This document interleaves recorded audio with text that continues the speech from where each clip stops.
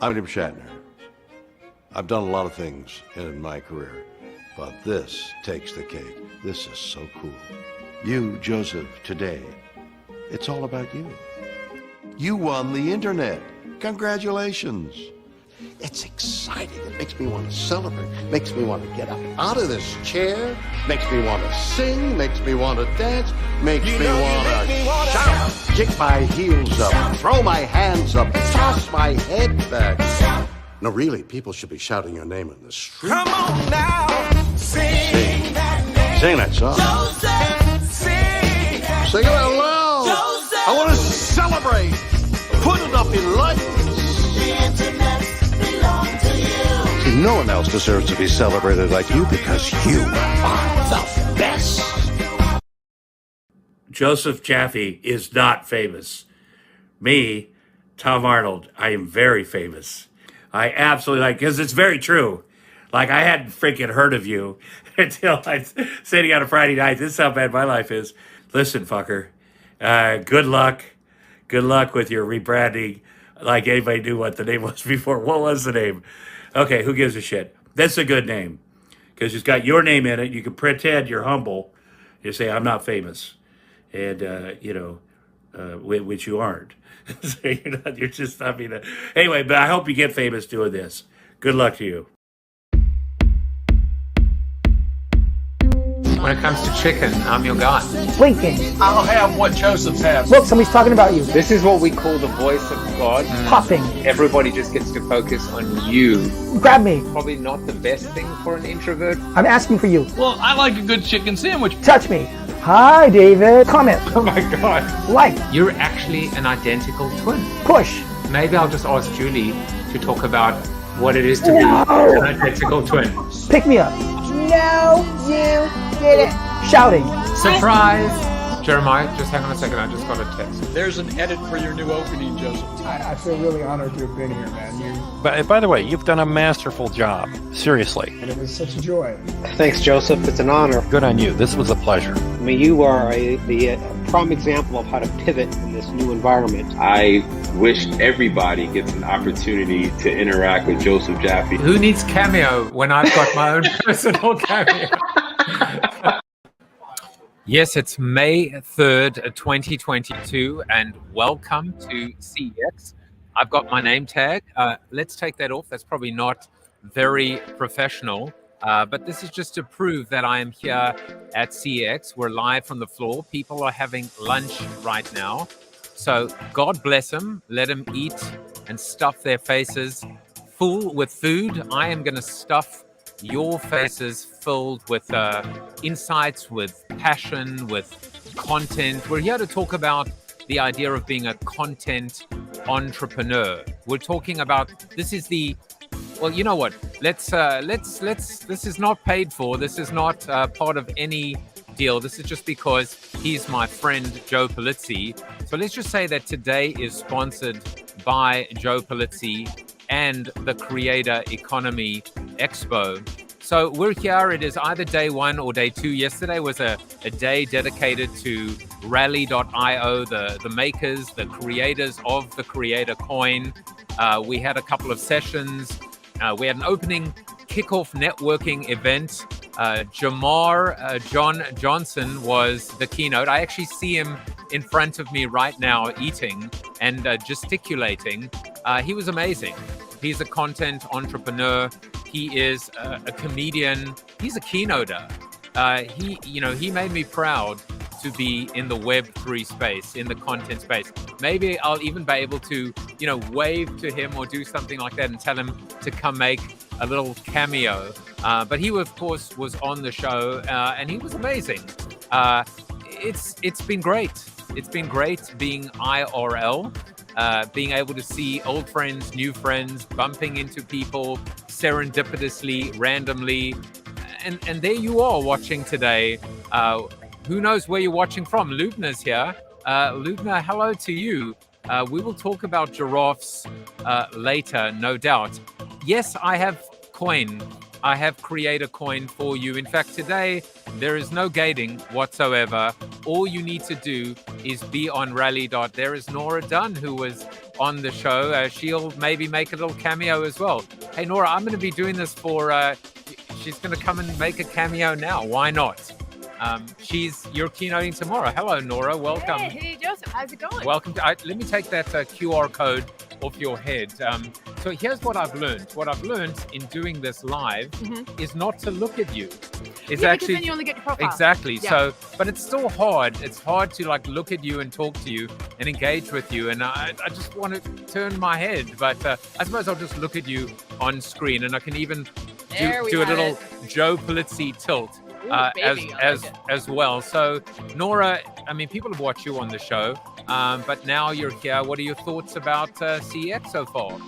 You know, it's so fantastic. I'm enjoying, the quality of the speakers has been incredible. We just saw accidentally Wes Anderson just blow the top off the room. It was amazing. We are learning so much. And one of the things that I really appreciate about CEX is it's bringing together content creators from all industries, right? We've got the bloggers, the writers, the YouTubers, the Twitchers, all the things across industries. And we're all, I've already met all kinds of people who are going to help me with my business. And I'm really excited. So I expect on the back of this, personally, I'm going to level up and then some. Well, I am leveling up as well, and I'm still going to, I guess you have to come a little bit closer to me. All right. So, one of the things, and you're the perfect person to have on my show today. And I'll tell you why, because if you could see where I am right now, I'm sitting at a trestle. There's no signage behind me. There's no lighting. There's no makeup, as can be seen by the sheen on my face. I want it to be as almost unplugged or natural as possible. All I have is my Yeti Blue X mic. And Nora, the one thing you said to me is the one thing you cannot compromise on is a microphone. So I'm resting the laptop on a box, and I'm not. You cringed when I told you that I'm using the actual built-in camera on my MacBook, but I want people to see how easy this is. Hopefully they're not looking at this going, I don't like the picture, I don't like the graininess, the connection is awful, I wish he had makeup on. Not that I've ever done that, but what are your thoughts? What are your secrets about being able to create consistently quality content on the road? Well, I will say, it depends on the form. It depends on what your specific content is. So for me, writing has always been my first love.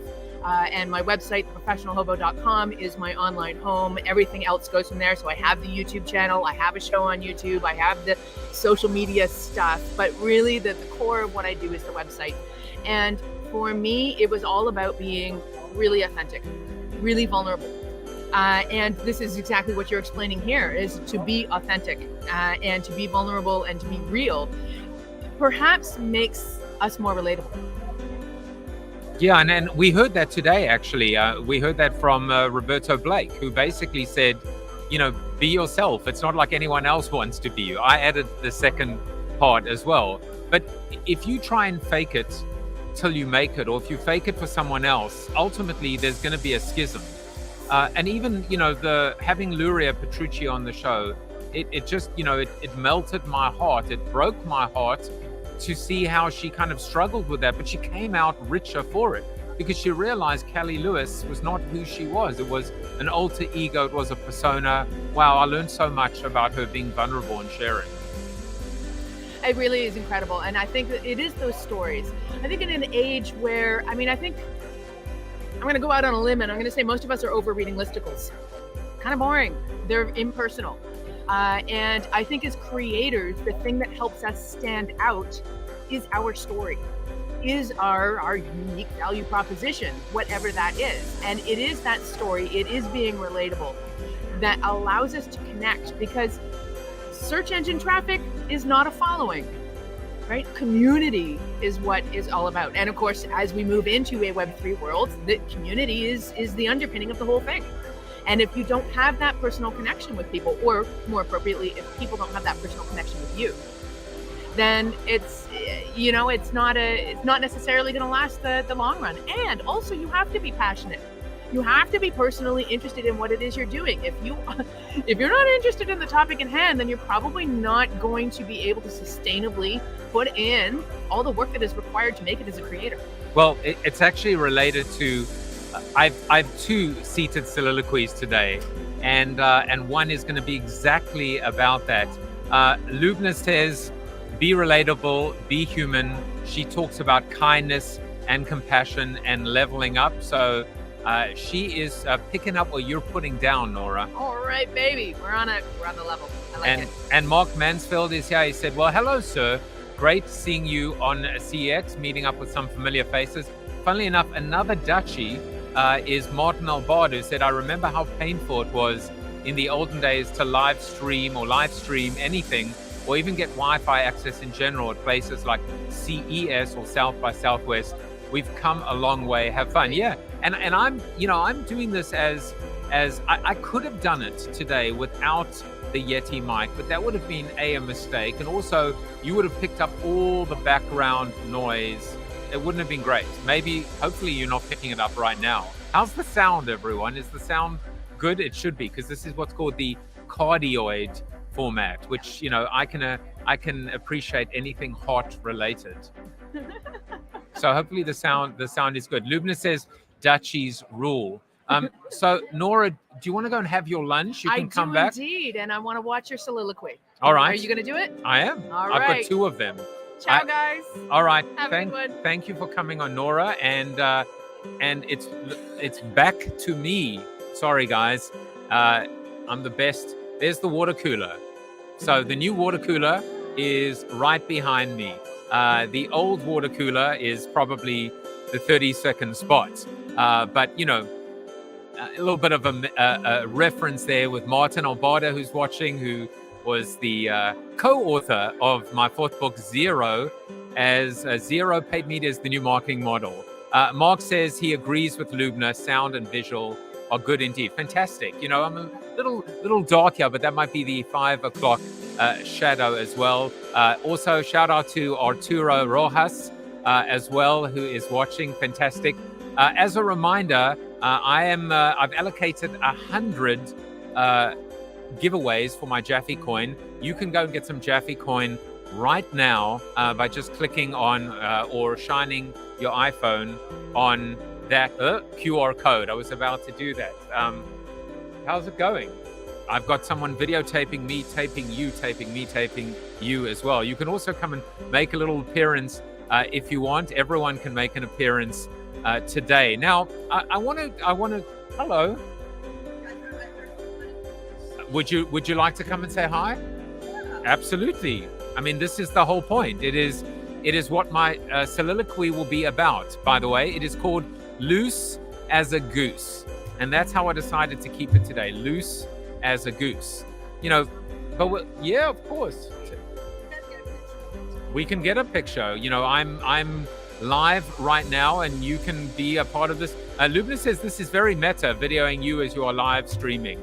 No, I mean we've got props everywhere, we've got noises everywhere, but this is the power of live, because I know Mark is watching, I know Arturo's there, I know Lubna's there, and in many respects, you are what grounds me. There may be chaos around, but what stabilizes and grounds me in the show are ultimately the regulars who become the fans, who become the super fans. And everyone is here talking about being a content entrepreneur. And let me tell you something. I've taken this away from almost every person here. We are early. We are so damn early. And we need to remember that every time we get the agitation, the anxiety, the fact that we need to push, we need to force the issue. I just want to share something with you. This is something it's really affecting me in many ways. It's called the 12 stages of burnout. Stage 1, you feel there is a strong need to prove yourself. I'm there. I'm always trying to prove myself and prove other people wrong that didn't believe in me. Stage 2, you keep working harder and harder to achieve this. See, I'm not there, and I'll never be there. I will never work harder for the sake of working harder. I'll work smarter, but I don't think I can ever work harder and harder to achieve and prove myself because I love what I do. I love this. I live for this. It is my purpose. It is why I was put on this earth, on this planet. So this working myself to the bone, for what? To prove myself to others? No, I'll prove myself to others, but not at the expense of my mental health and my happiness. Never, never, never. So I just wanted to share that as well. Mark says this is Inception style. I know. So Heidi, come on over. Come join the show. I love the fact that I haven't even got. So as Mitch Joel would say, who are you and what do you do? I'm Heidi Cohen. I'm the CMO of the Actionable Marketing Guide. You can find it at http://HeidiCohen.com/goodies. So you get all of the wonderful things that I created for this show. So and I'm going to make sure that I do the professional thing, which is look at the screen. And I'm kind of looking at you too, although I want to always stare in your eyes. But they're so beautiful. I mean, they are, of course. But my impression of you, and we've never met before, Yes, is we you, have. huh? When did we Sorry. meet? We met in Grand Central Station when you wrote your book, or your last book. Oh my God! Yes, I remember. And you rejected me, which is you rejected me. Poor man. You rejected reviewing my book, and it's okay. Now I remember you very, very clearly. Super clearly, he wasn't going to ever talk to me again. Well, clearly I am, and now that I know it, I'm definitely talking to you. But yes, here, let me tell one story. Can I tell one story? you can do whatever you want. So here's the thing. I've actually been a Joe Jaffe fan from like the early noughts, when he was at all of the early Web 1 shows in Manhattan. He didn't know who I was. I was sitting in the back. I was like a ClickZ columnist. So hashtag just saying, we go back way longer than either of us in this, because we started doing that when we were 5. Hashtag, my very first article ever was writing for ClickZ. I've told the story. It was called, I would rather beg for forgiveness than ask for permission. And the argument was, I would rather Amazon sends me a relevant email that I did not opt into than something that I opted into that is actually completely irrelevant. And the first comment within seconds was a scathing rebuke by Seth Godin. And I wanted to die. I wanted to die that Seth Godin had called me out in my very first article. And I never forgot it. I never forgot him. He never forgot me. He's been on the show. And all these things stick with us. The rejections, the rebukes, and make us stronger. Wait. I have a similar ClickZ story. So I wrote an article back around 2006, I think. I wrote an article about RSS. And somebody in Eastern Europe, sorry, I don't remember the place, called me out and said, in an otherwise good article, Heidi Cohen of ClickZ says, and I was like, oh, can I cry? I cried for a weekend. Well, let's just tell the truth. I cried for a weekend. My editor was like, cool, because the traffic went boom.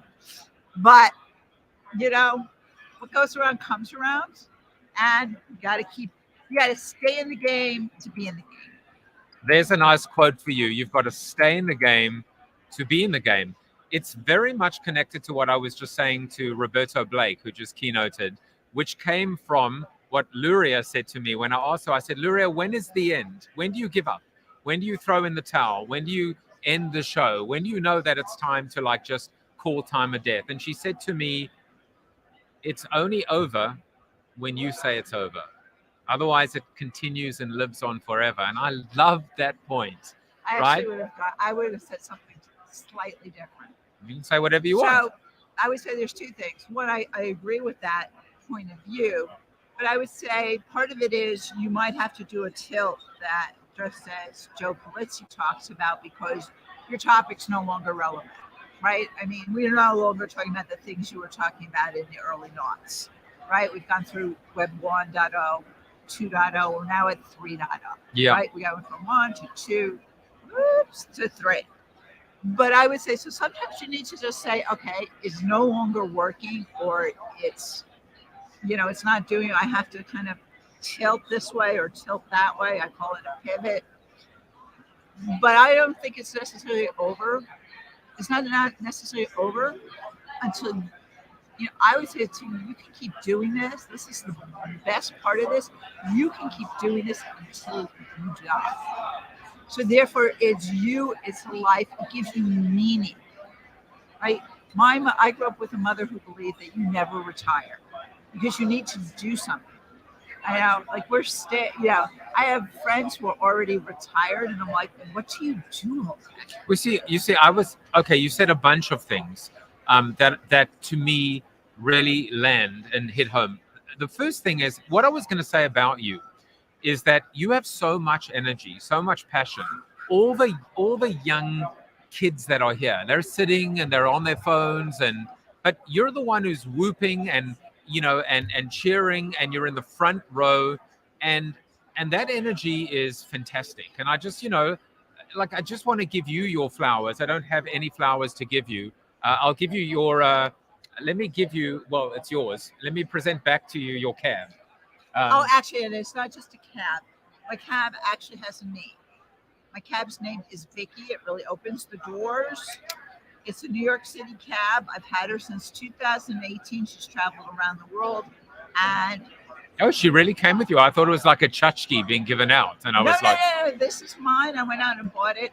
I first bought it in 2018. My husband and I were headed to Europe, and I wanted to have something that I could remember in every photograph. And she's now traveled. We've taken her other places. She went through Southeast Asia with us pre-COVID. She's been at almost every show I've gone to since then. Well, I have a giraffe which has traveled everywhere in the world with me, and more on giraffe soon. But Lubna says, "What are the other stages?" Aha, Lubna, that's why you have to be a super fan. For me to share that. I'm just kidding. But I'm not releasing the other stages yet. I'm ruminating on what to do with them. I had a great conversation with Roberto Blake, and he gave me some really interesting ideas. And Elizabeth Stark says, nice job. Thank you, Elizabeth. Let me just say one thing to you, Heidi. And then we see a few more people are going to come and jump on the show. I haven't even got to my slides yet, which is amazing. What you've basically said, which I think is such an important point, is you have to stay consistent and stay the course. But within that frame, you got to be experimenting, and you've got to be pivoting and swiveling, as Brian Kramer would say. You've got to be trying new things. The experimentation has to be constant and consistent too. So I'm talking about Web3 now, but I'll be talking about something else, not because I'm unable to stay on a subject, but because my sweet spot has always been where the puck is heading, 12 to 18 months. And amidst all of that has always been this idea of, are we too early? Are we ahead of the curve? And I feel now with Web3 for the first time, we're exactly where we should be. Well, there's two things I want to say. One, to your point about being too early. In 2019, I went to Macon, and then I went to Voice Summit, and I saw where the world was coming together in terms of content, AI, and voice. So that I started doing that. I probably was one of the first people. I was a little bit too early. It's starting to come now. I'm not worried about it. But what I would say also, I want to underscore what Joseph has said about consistency. There is data that shows that consistency is the biggest thing. It's like in the old, you can take its traditional media at its best. It's the biggest lesson you can take from traditional media, right? You have a TV show that used to be on at a certain time, a certain day. Your newspaper, your magazine was at a certain time and a certain day. You have to build that expectation with your audience that you are going to show up for them and you're there for them so that you build mind share. That is the most important thing you can do, and consistency matters. It doesn't matter what else is going on in the world. You keep doing what you do best. There's so many thoughts I have. I didn't do a show yesterday. I am in the process of on advice that I've been given by the head giraffe. A little shout out to Gary Henderson. I'm gonna for now cut the shows down to 3 times a week. But the thing is, I'm still being consistent in producing the show. I'm just mixing it up a little bit. And the fact is, if you're subscribed to the show, you're subscribed to the show. There's no rule that says it has to be 5 days a week, right? But there is a rule that says, don't go dark on your audience, on your relationships, and or just communicate and telegraph what you're doing and why you're doing it, and get feedback. No, I totally agree with that advice. I would rather see somebody, my advice to content entrepreneurs is I'd rather see you do 1 letter, right? Research by Orbit Media and Andy Crestodina shows that consistency matters, right? Most people do something like 3 out of 4 weeks. Go once a week or go twice a week. Because you don't. No, once a week. Go once a week or once every 2 weeks. Yeah, because at a minimum. You don't want to burn out. You can't burn out. The other part is there are other things you're doing. So 5 days a week, I can tell you that I have a blog that I have done since 2010.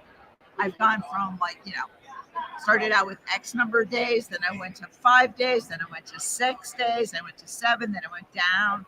And now it's kind of, my goal is to do I do a newsletter once a week, HeidiCohen.com/subscribe, or goodies is even better. Okay. I do it once a week. That is my main focus. And then I try to do at least 1 article on my blog, right? And then I participate on 1 or 2 social media platforms, but I can't spread myself so thin. If I do that, I can't do anything else. Somehow there's a few things in life I like doing, including sleeping, maybe spending some time with my husband. Well, Heidi, I'm now going to gently persuade you to go and have lunch, because there are a couple of people waiting to come on. I know I have too much to say. I know, but it was wonderful having you on the show. We're friends again now? Yes, Even though I didn't do your book review? We always were. We always were. This guy rocks. Let's go. Hey! So you got the energy. I love it. All right. So let me just show you a photo of Mr. Brian Piper. This was taken. Well, wait a second. Why am I showing you a photo of Brian Piper? Brian, why don't you come and join me? I mean, where is he? Ta-da! Mr. Brian Piper. We have been brought together through fate and circumstance and giraffes. Yes, absolutely. Pleasure to be here, Joseph. Enjoy your show immensely. It's well. Thank you so much. You bought a never-ending ticket. Yes, you're one of the smart ones. Yes. I feel like they're going to, they're going to sell out once people get a sense of the product. And isn't that like part of that? That's the whole essence of life, right? Which is you can get everyone in the world to try your product once, but to get them coming back, you got to deliver. And so that's why I said to Polizzi, I said, your never-ending ticket, it's just going to come down to the show you put on and the quality of it. And if it's great, it could be a line up the building. And if not, no one will buy them. That's okay. Well, how many times do you get a chance to go to a conference and buy a conference ticket, and then you can sell it again for what you paid for it or more, depending on how well the conference does? It's an investment. It really is. And that's what he said. When you shift from something being a cost to being an investment, everything changes. And even this content entrepreneurship model, when you buy membership, it is kind of a cost. But when you actually hold status, when you hold space, and you still even own the coin in this holding economy, I mean, it's more than an investment now. It's ownership. It's ownership, exactly. So maybe that's the continuum, right? From cost to investment to ownership. I feel like I was missing something which you just help me complete. There you go. Glad to help. Well, I've really enjoyed all your episodes. I love the guests that you get. You get a wide variety between, really good creators, and the Web3 environment is just such a new place. I love that you're educating people and bringing on some very knowledgeable speakers and, giving away NFTs, pulling other people into the community. It's a wonderful thing. Yeah, and one of the things I've started to do here, Brian, is actually share more outwardly this holding economy that I've just implemented. So, it begins with this idea of holding one coin. And the beauty of it is that I'm actually going to figure out a way to get one coin in the hands of as many people as possible. So here's how it really works.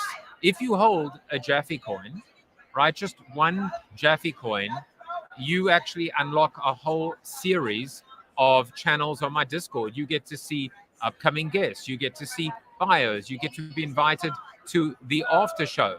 But if you hold, and this is kind of what it looks like on the Discord, all the channels open up for you.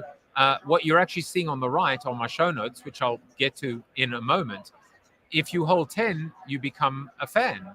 And this is how you do it, right? Once you have these coins, you go to my not famous Discord and you just type /join in bot commands, and then you get your role and all these channels open up. And now, as a fan, what actually happens is, like on NFT Fridays, I give away an NFT. I'm actually going to give away the NFT tomorrow because I'm not doing a show this Friday, I don't think.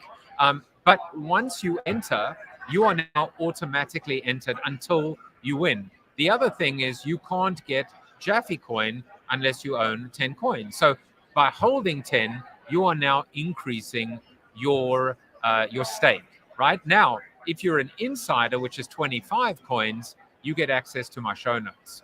So today, for example, I can write up my thoughts on this, and I'm not actually taking notes because I'm so engaged, but I will, and I will share that with those people on 25. At 50 coins, you become a VIP and you get a backstage pass, which means you actually get to watch the show in the green room, but you also get to hang out with me and my guest before. And then finally at 100, you're a super fan. And a super fan means a monthly Zoom call where we talk to one another about the show, what's working, suggestions, ideas. Maybe even you're starting a show and I can help you suggest guests, and you get an opportunity to come on the show and actually interview one of my guests. So Brian, I mean, like people might be looking at this going, wait, I hold a coin, I get this, I get that.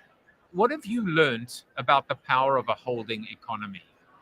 Well, how many times do you get an opportunity to be watching a show on YouTube and actually make money while you're watching it, which is another way to bring you into this community where you get to then go and get knowledge sharing from all the other people in the community. And, the whole creator economy is an opportunity to bring other people in, share your knowledge, and they're not really paying for it. They're just investing in it.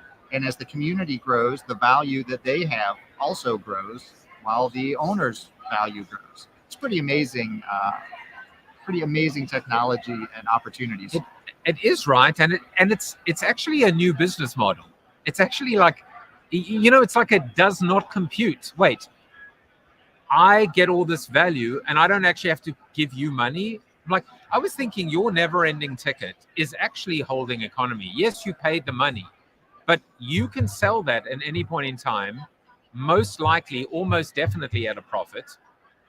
And you could have attended 4 or 5 events and still sell it. Right. And you can also, if you're not going to be able to make it one year, you can sell just your ticket for that year for someone to go. And it's like you're renting out part of your NFT. And this year I was able to bring my wife in for free. I love it. Yeah. I love it. And we've seen this with VFriends as well, which is, NFTs are the gift that keeps on giving if you actually do it right, and that requires a long-term vision from both the founder and the holder. And that's the difference here. We keep on talking about the founders. We put all this pressure on founders to deliver, but holders have to deliver too. Holders have to demonstrate their diamond-handedness, as opposed to their paper-handedness. I don't think there's actually a ness. But Brian, I want you to have the floor, the stage. What do you want to share? What do you want to promote? What do you want to mention? Well, microphone is yours. I think it's a fantastic event. I think the opportunities in Web3, the creator economy, the blockchain are going to open up all sorts of potential.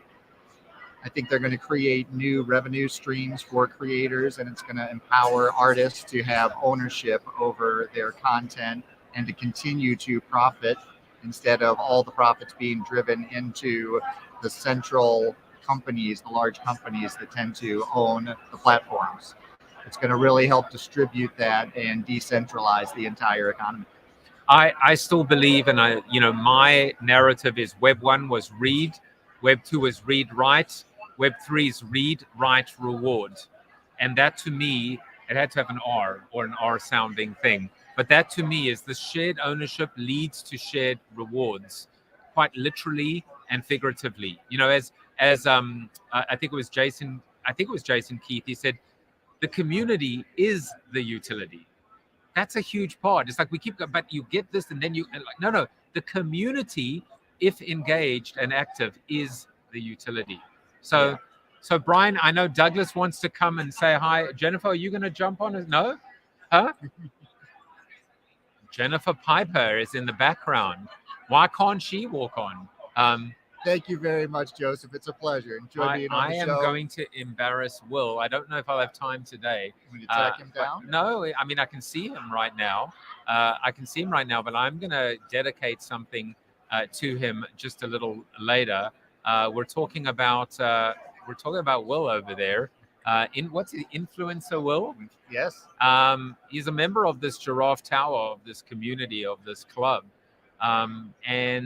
We'll say more about him another day. But Brian, thank you for hanging out with me today. Absolutely. Thank you for having me on, Joseph. Appreciate it. All right. I still have not delivered a soliloquy, and I guess I won't need to. But here comes Douglas Crowe. Do you go by Douglas or Doug? Whatever you want to call me. I also respond to "Hey you," but it doesn't matter. Hey you. Yeah. Who are you, and what do you do?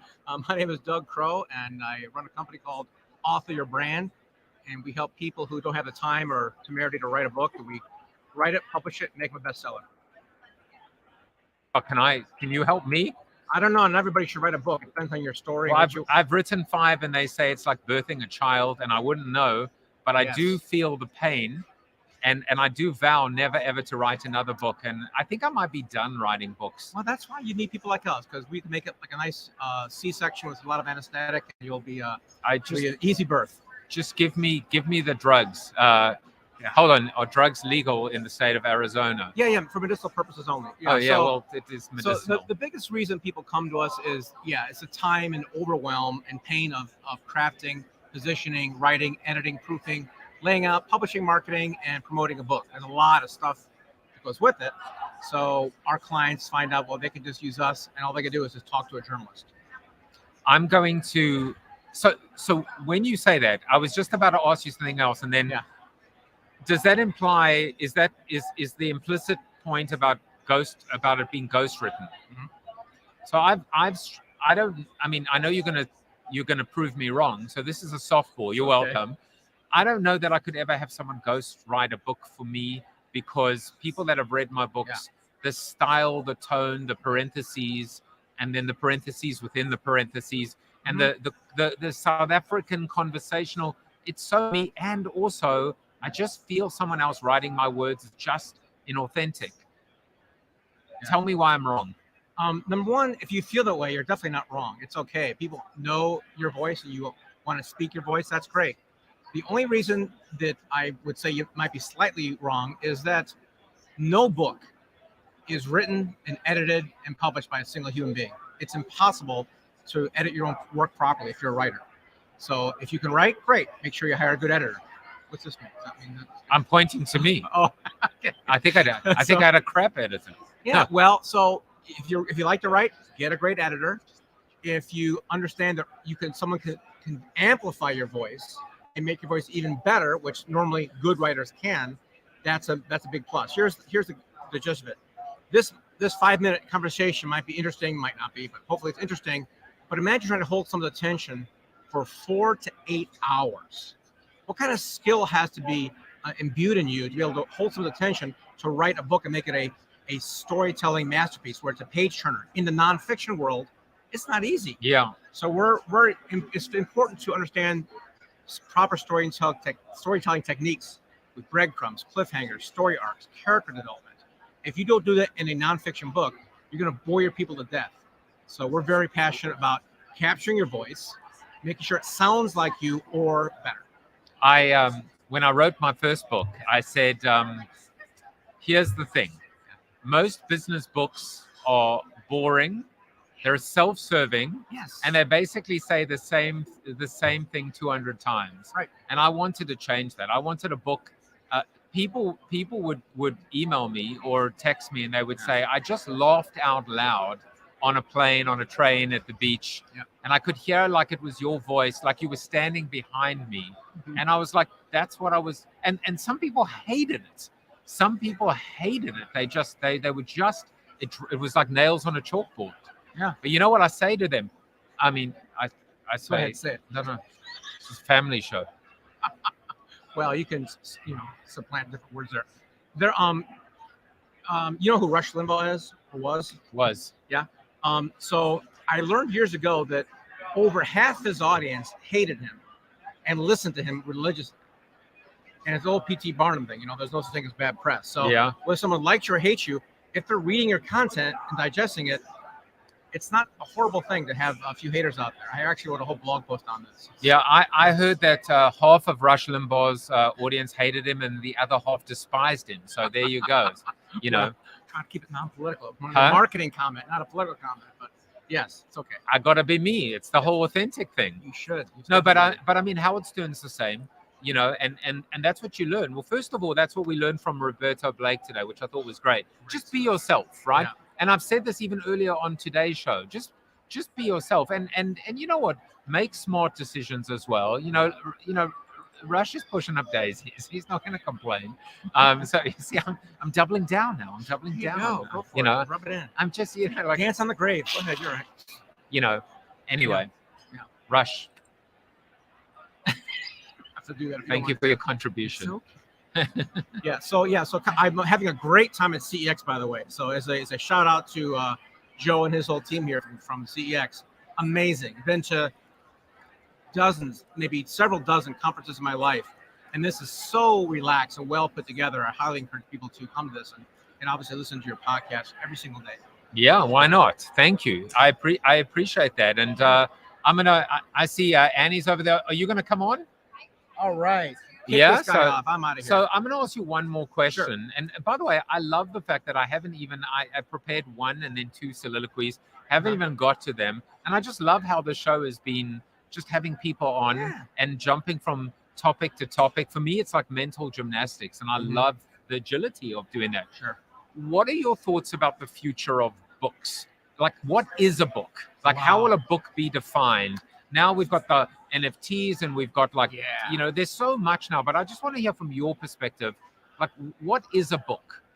Wow. Great question. I'll try to keep it short, but I can't. I'll give it a shot. The reason that I'm still excited about books, and I mean, that's like one of the original pieces of content, right? Back, hundreds of years old.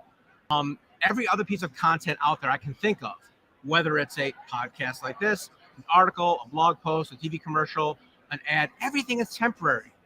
Everything is there for a couple seconds and it's gone, forgotten, except a book. A book, we don't throw them away. We don't burn them, hopefully. They're on our shelves. We have those spines looking at us. They are forever. A book outlasts the life of the author. You're defining a physical book, not a Kindle, an audio book. And I will add to that a physical book all by itself rarely works. You need to have a multi-platform exposure of your content. Digital, audio like this, video, NFT. We did our first NFT book this past week for the man who founded stamps.com.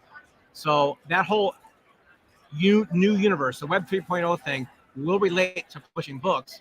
We'll see how it unfolds. I'm very excited about it. But to this day, right now, books still outlast every single piece of content out there. Well, I hope this connection will also outlast all the transient strange encounters of random people. No, not going to happen. You're going to forget about me as soon as this other girl comes on. I guarantee you. I'm sorry, what?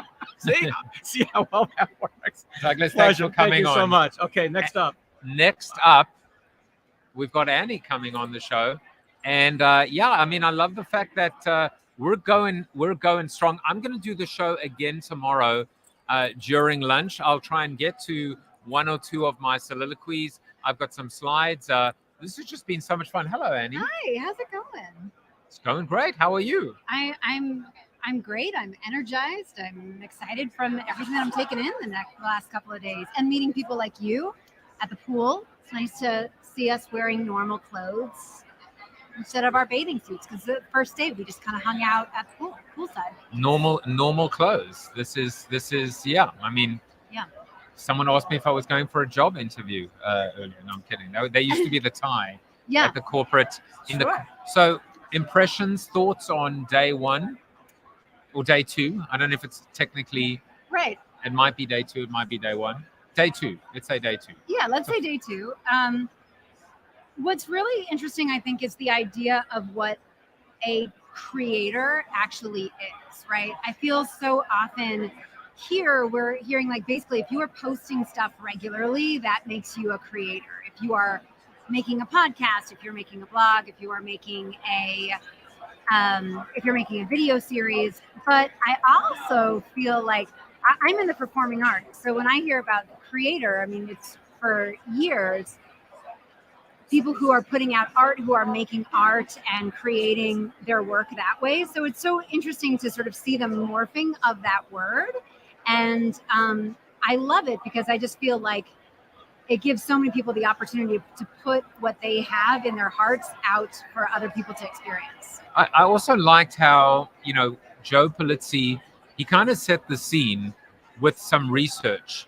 And I think it's important to segment this creator economy, these content entrepreneurs, and look at how many people this is their side hustle, how many people this is their full hustle, how long it takes to monetize, how long it takes to scale, how long it takes to be able to say, I can now support one person, meaning myself. I can now support multiple people, meaning my family. I can now hiring a first person. I think it's great to see what that looks like on the continuum. And I think one of the things that stuck with me is 25 months is more or less the time when someone is hired. I'm almost at 25 months and I haven't hired anyone. And maybe it's time to hire, and be able to, maybe that's now what helps take me to the next level. So I like the benchmarks. And the thing is, you have to compare yourself to someone else. Otherwise, how do you know where you are and where you stack up? Yeah, I also liked what he was saying when he was talking about benchmarks as far as different revenue streams, like how many is good to have. I feel like so much of what I do with marketing the performing arts, once the shutdown happened, so many people lost their livelihoods in a blink of an eye for a year and a half at least. And knowing that you've got a few other revenue streams with the content that you're creating is really important. And then we heard Jeremiah saying that, with the founder of LinkedIn, that he knew he had 5 different income streams for LinkedIn. And depending on what trends were happening, he would dial some up and dial others down in order to handle the fluctuations in the market. And I think it's really important to consider once you get to a certain point to then start building that second revenue stream, third and fourth. And multiple revenue streams. I actually refer to it as this idea of horses in the race. If you have 2 horses in the race or 3 horses in the race, guess what? You stand a much better chance to place in that race or even win the race. And, I look at it with my creator coin. I look at it with this show. I look at it with Alpha Collective, which I'm in the process of launching. I even look at it in terms of the Giraffe Tower and how many giraffes I own. And you can even look at it in a collection when you have multiple NFTs. You put different bets on different. And for me, though, all of that, even my teaching, it's a smaller horse. It's a pony. It's a rocking horse. But it is multiple revenue streams and multiple bets, because if one dries up, I have chosen to place a few more eggs in one basket, meaning Web3, because I do think focus is important. But yeah, revenue streams, ponies, Yes. horsies, and stuff like that. So what are you looking forward to for the rest of the show? Anyone you want to meet? Any speakers that you're looking forward to hearing? Well, I am really excited to hear. Yeah, I love hearing from Robert Rose. I am a big proponent of the This Old Marketing podcast. I like to say that Robert Rose and Joe Pulizzi are sort of the grown-ups in the room. I feel so often when we hear from marketers, they're people in their 20s and 30s. And I feel like these two gentlemen really understand, you've been here before, here's what we're going to learn, here's what may be different, here's what may be the same. And so I always like to hear from those two. And so I'm very much looking forward to meeting Robert Rose and also hearing what he has to say. That's awesome. Well, I am looking forward to Annie, thanks for joining me. Oh, yes. And do me a favor, just in the spirit of keeping this so nice and loose, go and tap Jamar on his shoulder and ask him if he wants to come say hi. Just pop in and do a little shout out. Okay, all right, sounds good. And I see Mark Schaefer is over there. So I'm gonna wind it down. But thank you for coming on. We gotta get started soon. Going back. All right, I'll go tap Lamar and I can even just call him. Wait, Jamar, come say hi quickly. Oh my gosh, I said Lamar. I should have said Jamar. And shout out to my mom who's watching. It's good to see your face as well. Yeah. Jamar is just going to come and say hi, and then we'll wind down. Show is an hour, and look, what is so amazing. So here he is, Annie. Thank you for popping by. Much. Thank you, everyone. You could just do. I got to do a little shout out to my new best friend, Jamar, who I've now met IRL. Yes. There's a lot to share. First of all, the mint sprint began today. Yeah, I was trying to help a friend buy the NFT. He's having some trouble on his end. Yeah. So, he's a smart guy.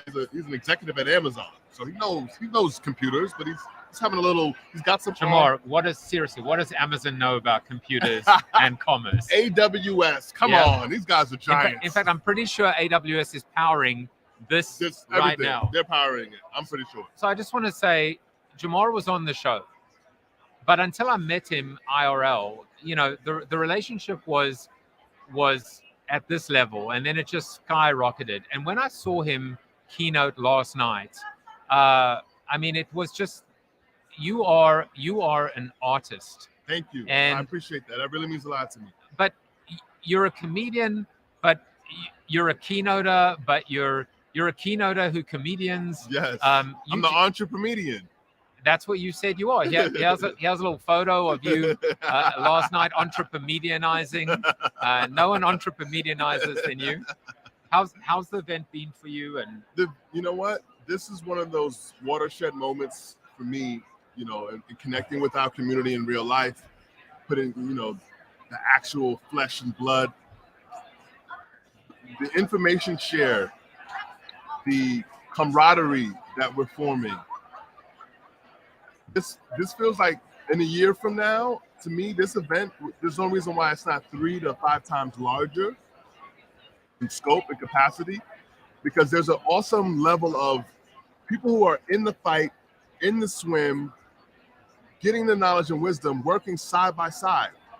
The way Joe broke it down, all of the speakers are not coming from behind the stage. They're coming from out of the audience because it's for us, by us. That's the most powerful type of community, and that's what Web3 really brings to the forefront. And I think if you're listening and you're watching this on the replay, no matter where you come in from an entry point standpoint, all you do is actually make the circle bigger.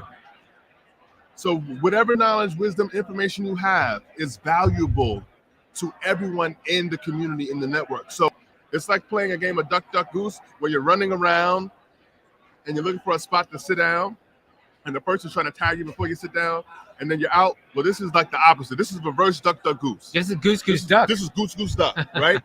You run around, you find an entry point, you come in, the circle expands, and from there, more opportunity expands because guess what? Your network is your net worth. And so there's someone that you know that I'll never know unless you facilitate that relationship. And then because we're just making the circle bigger and stronger, that cross-pollinates everyone's ecosystem and creates opportunities to learn from your use cases and my use cases and my utility and your utility. And it just creates this amazing pool of sharing is caring. And I think that's going to change the world. You know, I used to use the analogy of a carousel, a merry-go-round. Yes. That said you can jump on at any point mid-flight. Yes. But now I think you've brought something new to it, a new dimension, which is the idea of the expansion. Yes. And it doesn't matter when you join. Yes. It doesn't matter where you are, but the circle increases as well. Yes. And I think that's just a beautiful, beautiful idea.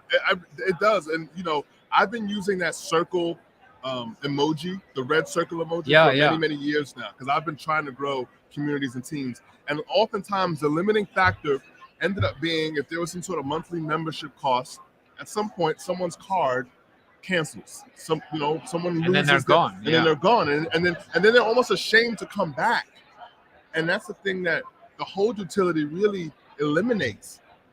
Is that you can say, listen, if you can only hold one, or you can only hold five, it doesn't matter. Hold whatever you can afford to hold, but stay connected to the circle, because as it expands, opportunities for you to grow, evolve, learn at whatever level you're at will also increase.